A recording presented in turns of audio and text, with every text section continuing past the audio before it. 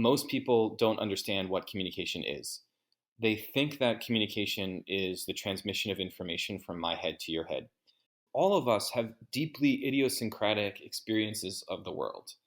And it's not, it's a really, really difficult and impossible problem for me to show you or to transmit to you my view of the world in exactly a kind of an intact way. Welcome to the Mindful Communication Podcast. I'm your host, Jonathan Miller.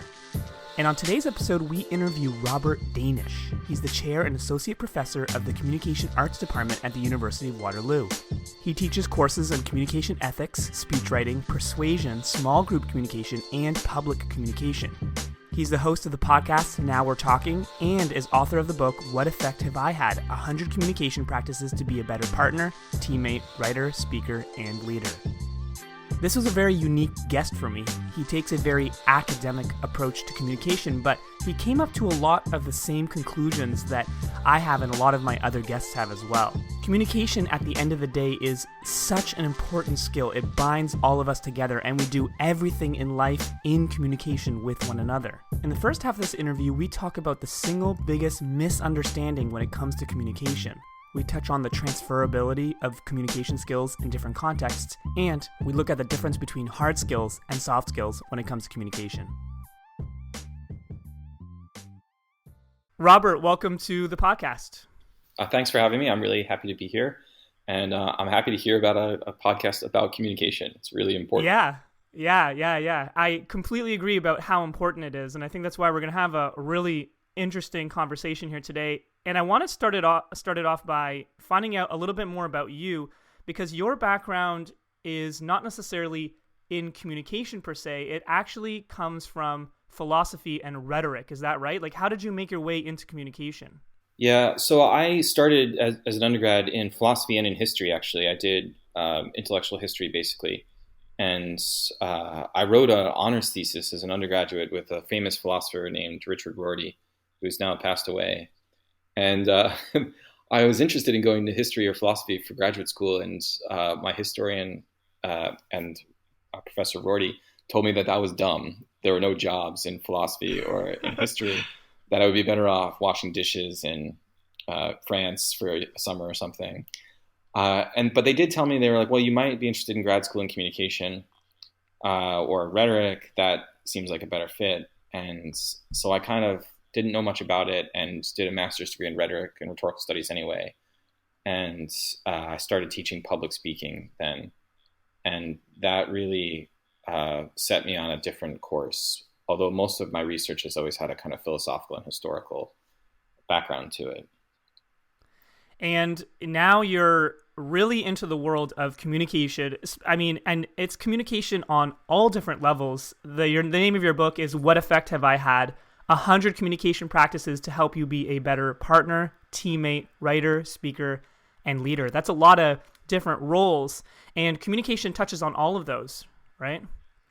But differently, touches on them differently.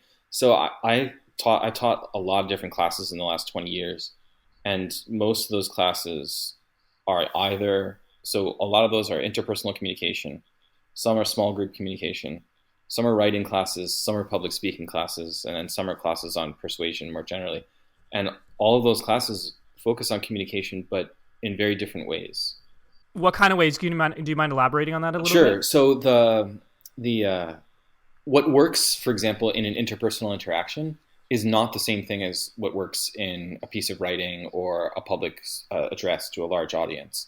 So the kinds of practices that are useful for having a successful relationship are not necessarily the same kinds of practices that are useful for giving an impressive presentation or persuading a large crowd. And one of the first insights that I try and work with my students on is to recognize that. It's like, okay, I have to be responsive to what the circumstances of the moment are if I want to be effective.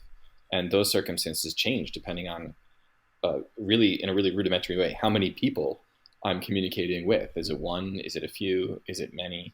Are the people there or not there? Is it live? Is it mediated, etc.? So the difference between talking to different numbers of people, there are different skills you would use. Is there some transferability between interpersonal communication and small group and public speaking? Yeah, definitely. There are certain things that um, will kind of remain true for different media of communication, but they manifest themselves in slightly different ways. So let me give you an example. The example I like to use with my students in interpersonal communication, self-disclosure is really important. So if we're in a relationship, a friendship, a romantic partnership, whatever, you tell another person something important about yourself that you wouldn't necessarily share to others.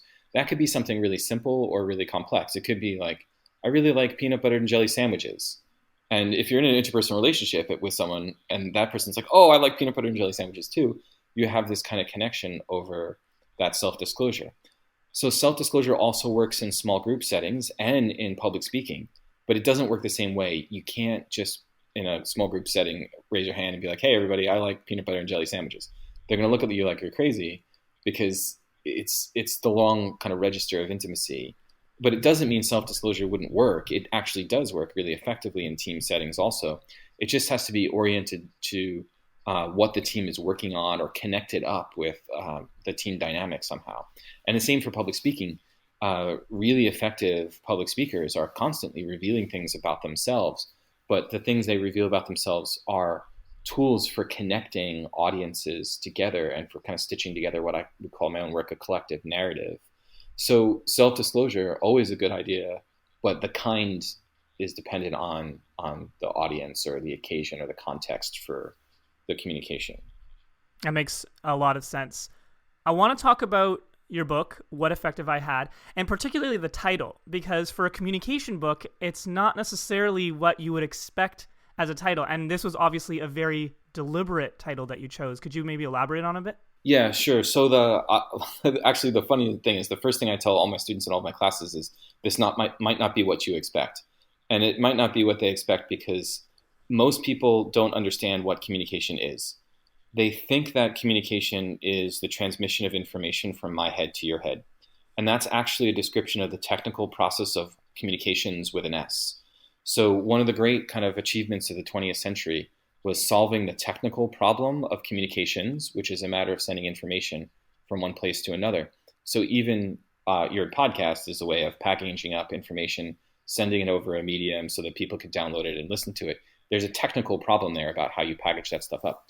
So we often as human beings make the mistake of thinking that human communication is the same as the technical problem of communications, that it's a matter of me transmitting information inside my head to your head. But I can get more into this if you want to, but that's not possible. It's not how human beings work. There are philosophical reasons why that's not possible. But B, for as long as the field of communication studies, which has been around, which is since the late 19th century, we've known that it's not a matter of that meaning doesn't come from the transmission of information. It comes instead as an outcome of the effects we produce on others. So the original theorist of communication was a guy named George Herbert Mead from the 19th century, and he wrote about what he called the conversation of gestures and the conversation of significant gestures. And they both involved people, animals even, producing effects on others, and the outcome of the effect determining the meaning of the interaction. And that's what's central for me, is that I produce an effect on you or an audience.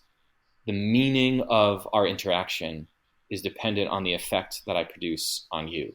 It's not dependent on the information that goes from my head to your head. And that is true for interpersonal interaction, small group communication, doesn't matter. It's true for all of them. And I think you touch on such an important point, and I think it's something that we forget often. I think a lot about interpersonal communication, but in a large part in all of our communication is we take for granted that we all have such diverse backgrounds. We all have such diverse upbringings, and all of those experiences that we have in life impact how it is that we are experiencing the world, including those communications. And that's kind of, I think, what you were alluding to. Yeah, it's not even just culture. All of us have deeply idiosyncratic experiences of the world, and it's not. It's a really, really difficult and impossible problem for me to show you or to transmit to you my view of the world in exactly a kind of an intact way. Um, Richard Rorty calls this philosophy in the mirror of nature. And the idea is that I could mirror what's inside my brain and then put it in a package and send it into your brain. And even if I acknowledge that I'm really idiosyncratic and different from everybody else, I might think that that's possible, but it's really not. It's not. So if you're trying to improve communication by getting better at packaging up the thing in your brain and sending it to a receiver so that they see exactly what it is, you're not going to get much better. It's just an impossible task.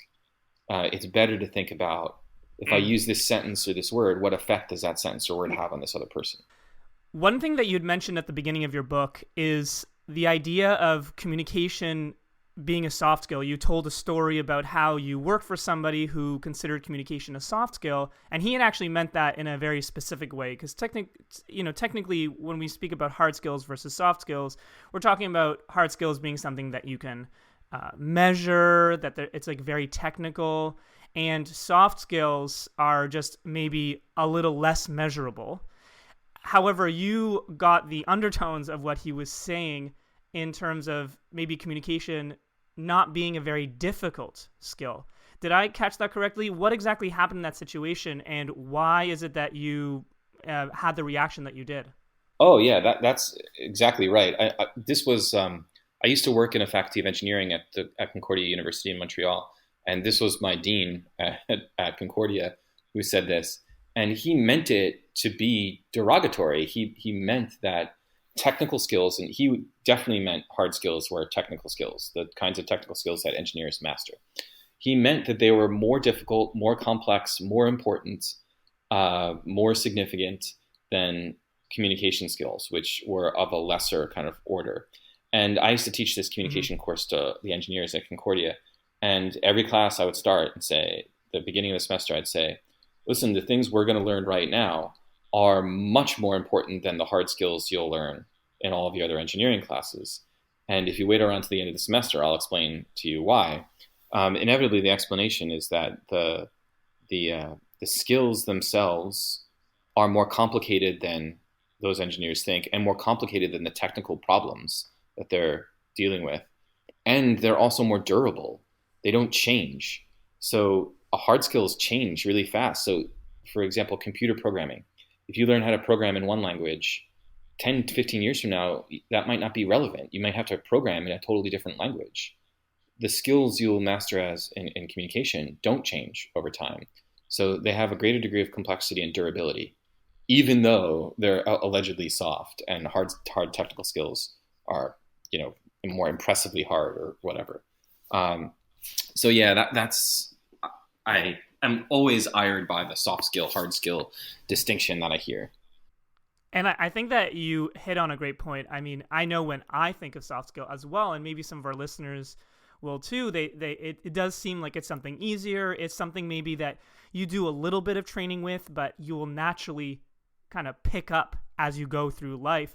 And I think something that you and I have come to the conclusion of is that is definitely not the case. It is actually conversations can be this highly, highly complex interaction that happens in real time. And there's so much to take into consideration that actually being really good at it is quite challenging. Is that your experience as well? Yeah, that's exactly right. So one of my favorite scholars of communication is named John Durham Peters. He wrote this book called Speaking Into the Air. And the central thesis of the book is that we fail more often than we succeed at communication. And, we just keep going back at it, even though we keep failing. But we're actually, all of us, even those of us with PhDs in it or study the thing, are constantly failing. Way more often than engineers fail at building bridges or, designing new, smartphones.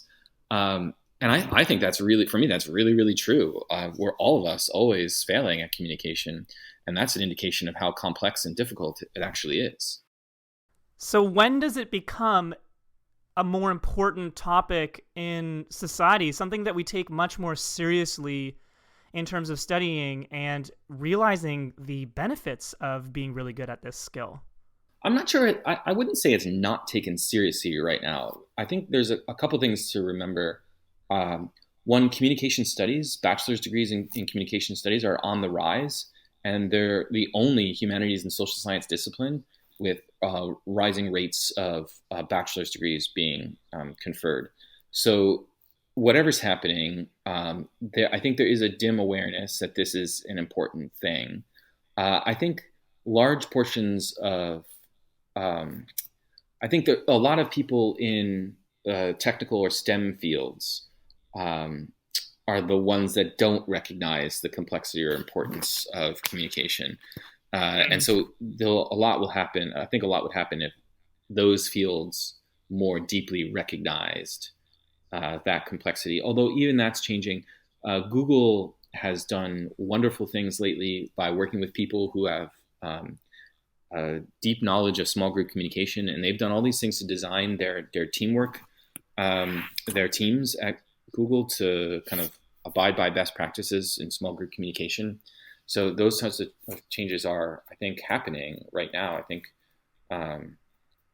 but even when they happen, it's such a difficult thing that people are still going to fail at it. It takes a lot of practice, and it's still not easy. So yeah, I wouldn't say it's not getting attention right now.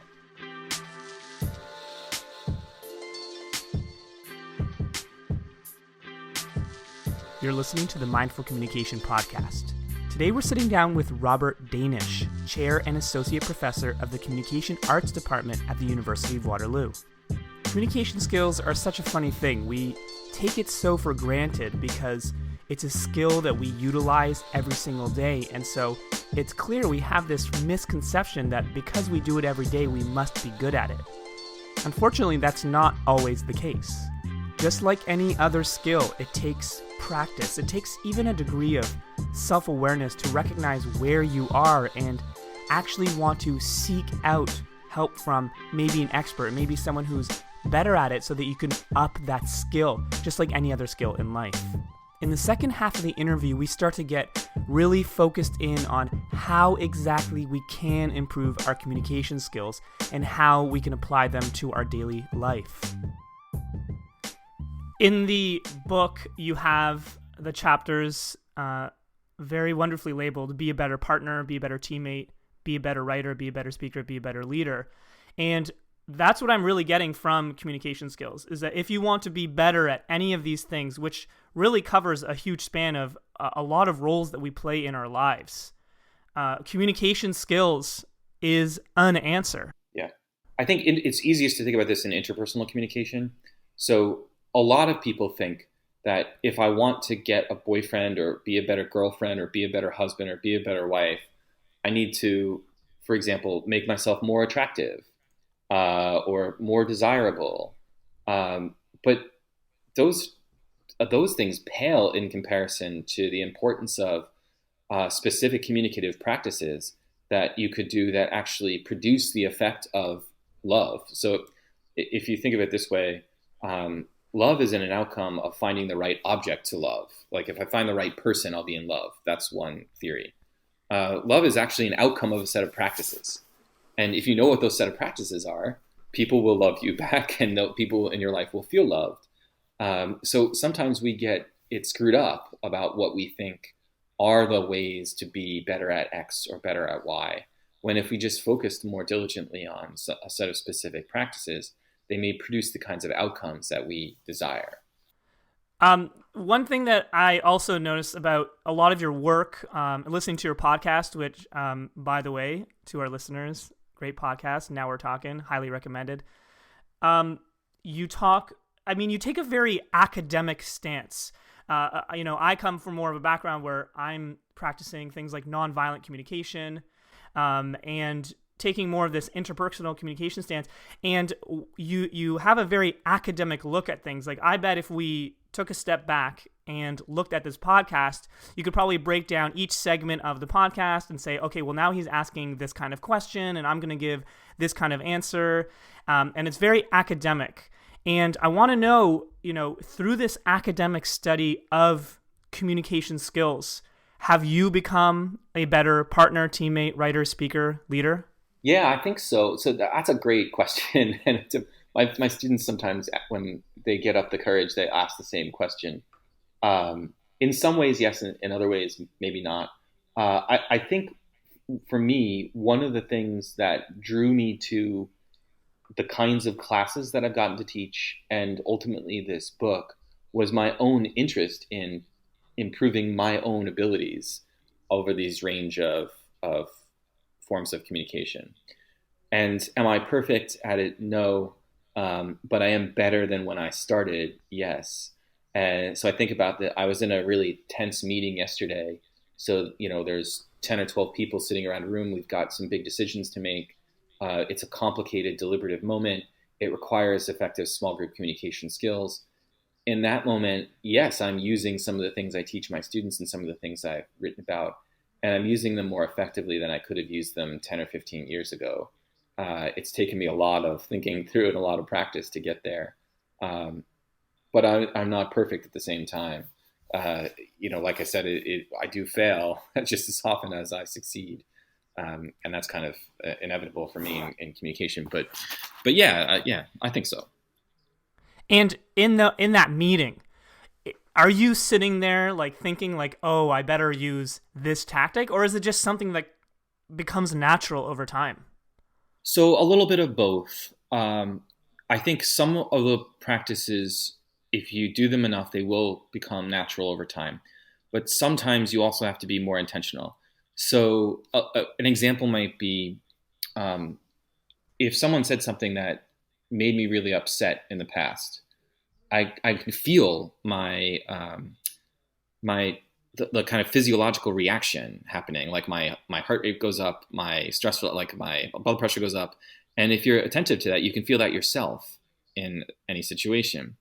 And now if that happens, I have to say, okay, I'm having a strong physiological reaction. I don't want to react emotionally to this. I need to take a deep breath, or I need to advance the conversation in some way that doesn't react negatively in a way that will harm things. So I'll self-consciously look for a kind of practice that might get us past that emotional moment. So things like that, I think you do have to be conscious of. Other times there's body language things that I don't even think about anymore. I'll lean into someone where I'm trying to show that I'm interested in hearing what they have to say. Those little things I just sort of do naturally now. Maybe didn't 10 or 15 years ago, but now I do.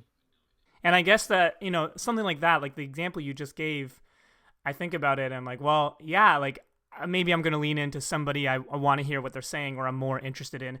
And it kind of is a natural thing that humans do. And that's why, you mentioned that communication is on the rise in terms of an interested area of study. And I also encounter a lot of people who already think that they're great at communicating. And I think it's because we do communicate every day. So we naturally think that we have practiced communication. And, what you have become very aware of is that there's still this huge gap and how much better that we can really get at it. Yeah, I think that's right.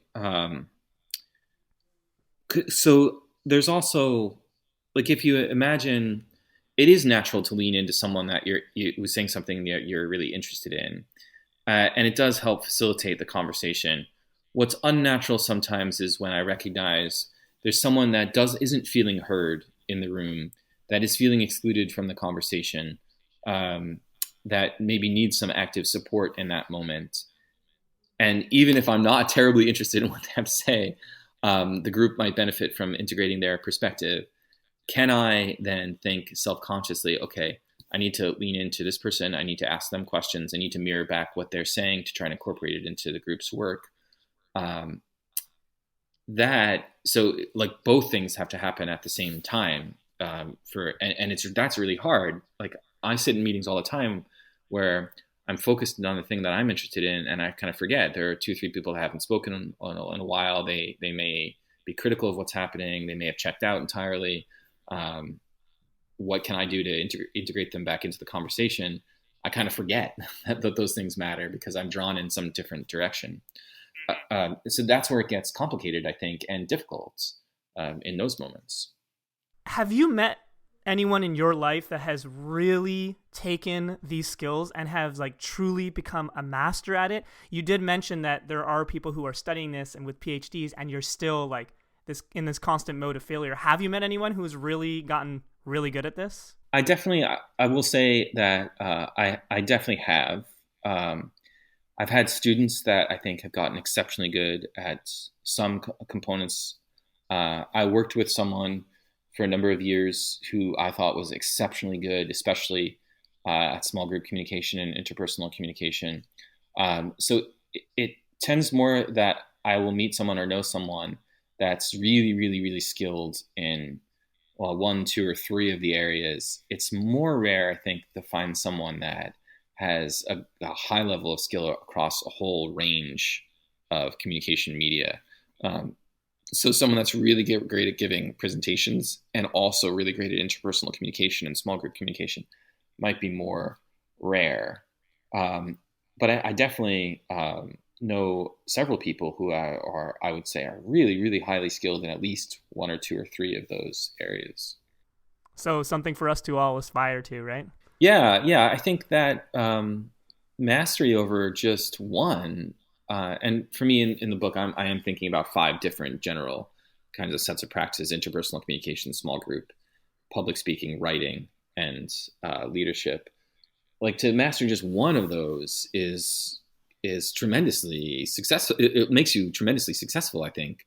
Um, so there's no shame in only mastering one or two of them. That's a great achievement as far as I can tell. Yeah, absolutely. I want to talk about your podcast really quickly. It's called Now We're Talking. That's been running for a while, hasn't it? Yeah, I've been working on it. I'm not as religious with the episodes as I once was, but I've been working on it for a couple of years. It's my attempt to sort of distill into 20-minute chunks one or two really specific practices. So what you said before is right. I mean, I'm an academic. I'm guilty. There's an academic kind of tone to it. But there's also an attempt to just, in each episode, get down to one specific practice that someone could employ the next day and hopefully improve in some area of communication. And you've written this book, you have the podcast. Do you have any other projects coming up that you want listeners to maybe keep an eye out for? Well, one of the reasons for the book and the podcast is that I have a consulting company now, and I'm starting to work on training sessions for companies, mostly for companies, sometimes for nonprofits or for public sector organizations around those five areas of communication. So that's really what I'm kind of most interested in. And the book and the podcast were sort of ways of testing out some of the ideas that we used in those workshops. I find the workshops much more thrilling and engaging and interesting because you have live human beings. You talk through a basic practice. Those people engage in that practice and then they get feedback on what they just did. Really, if you want to improve your communication skills, you need to do the things. You need to engage in interpersonal communication or small group communication in specific ways, and then get feedback on those practices. So the workshops are really, I think, where it's at, and really where I am, because it's the most interesting, and I think it's the best way for people to get better at some of their communication skills. Have you given any thought to the impact of virtual communications on these five categories? Yeah, that's a really interesting question. A company asked me the other day if I could do a training session on improving Skype or Zoom, virtual meetings. And I have given some thought to it, but it is a really difficult question that I do not yet have a great answer to. There are some practices that I think it doesn't matter if it's a virtual meeting or a face-to-face meeting. There are some practices that are going to persist as important. There are other practices that I think are going to be different and much harder, particularly around nonverbal communication. Obviously, virtual sort of spaces make reading and responding to nonverbal interactions much more difficult. The conversation of gestures, what George Herbert Mead calls the conversation of gestures, so the immediate kind of stimulus response interactions are also they don't really happen in virtual spaces in the same way. And those things can really bias in-person communication. So I think there's some ways in which you might be able to have a more effective virtual deliberation, for example. Um, but I haven't kind of worked all that out yet. I'm still sort of thinking about it. I have less experience, frankly, participating in those kinds of virtual interactions. So, Hmm. uh, yeah, that's not the greatest answer, but I think there's something there, and I'm not sure what the there is yet.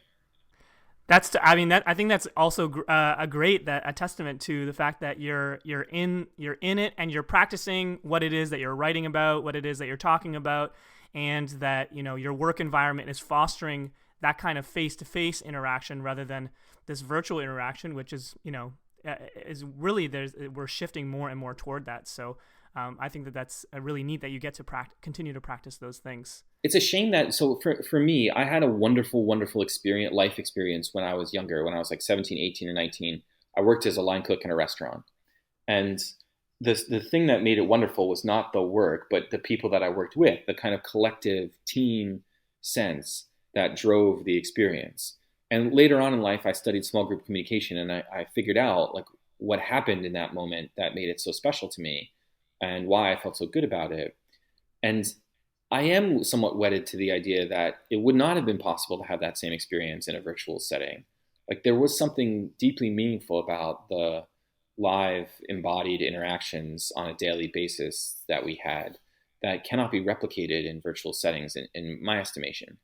But it doesn't mean that virtual settings can't be useful for other ends or can't produce other positive outcomes. I think it's just fleshing out what the differences are that really matters. Yeah, I think even your answer previously really touches on it. Is this shit we haven't figured it out yet? It's actually relatively new, the all this video conferencing and audio conferencing, and especially the rate at which it increases its usage in our society. So maybe just we need a little bit more time to figure out what exactly best practices are and how to get all that context that you were talking about at the very beginning of our episode back into those conversations. That's exactly right. So compare it, for example, to public speaking. So I teach an advanced kind of public speaking class, and we're just finishing the semester now. And the last thing that I teach them is a mode of organizing a speech that's been around for 2,500 years, and we know it works. Um, and we just don't have the same. Like 2,500 years is a really long time for a specific set of public speaking practices to be tested out, and we just don't. We're not there. We're not anywhere remotely where we need to be with those kinds of virtual interactions compared to where we are with something like public speaking. Where can our listeners get in touch with you if you want to know more about what it is that you do? Or Yeah, so well, one great place is through my podcast. Now we're talking, but also I'm chair of the Department of Communication Arts at the University of Waterloo, and my email address is right there on our homepage. I end up talking to people all the time, not necessarily from the University of Waterloo, but that either are interested in problems of communication or consulting about communication. Sometimes it's either the CBC or the Globe and Mail call me to comment on communication breakdowns mostly, and those sorts of things. But I can be easily found from the University of Waterloo websites and or from the Department of Communication Arts website at the University of Waterloo. any final piece of advice for our listeners, maybe something that they could apply to their life this week that might make an impact on them? I love that question. I love it. So I think for me, the question that my book poses is the thing that I always want my students to remember. So I have this little offhand thing that I ask them to remember, that it's not did you get it, it's what effect have I had. So the did you get it question is a question of transmission. So it's like asking someone, do you understand my point of view as I've articulated it? If you stop asking did you get it and you start asking what effect have I had, so you start wondering about the impact of my words or my actions on one other person, on this group, or in any kind of scenario, you're automatically going to start to get better at communication, because you'll have put what I consider the central problem of communication in the foreground instead of the background. And that central problem is the work we do in the world, the effects we produce on others in the world through our choice of words, through our body language, in all these different ways. And so many people out there don't bother thinking about the effects that they produce on others. And if they just did, they could transform their lives in lots of really useful and important ways. So in its simplest form, I think that is the central question of communication. And once we ask that, instead of did you get it, we are going to be better off. Wow, that was wonderful. And the effect that had on me is I'm left feeling energized and I'm excited. And I'm really grateful that you took the time to talk to me today and share with our listeners all the great work that you're doing. So thanks again for coming onto the podcast. No problem. Happy to do it. Thanks for having me.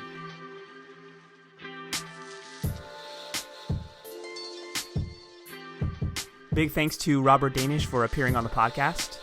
The Mindful Communication Podcast is all about heightening the importance and the significance of communication and connection in our society. If you're aligned with this vision, if you want to help out, please subscribe to the podcast and give it a great rating and review. Also, feel free to share it on your social channels and get the word out. You can find tons of communication tips on the Facebook page at Mindful Comms, COMMS, and on the Instagram profile at Mindful Communication.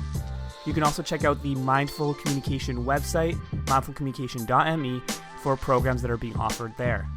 Today's theme music was provided by Shinogo. You can check out Shinogo's music on SoundCloud, Spotify, iTunes, and Google Play. And editing today was done by Maya Miller. Once again, my name is Jonathan Miller, and you've been listening to the Mindful Communication Podcast. Thank you so much for tuning in, and we'll see you next time.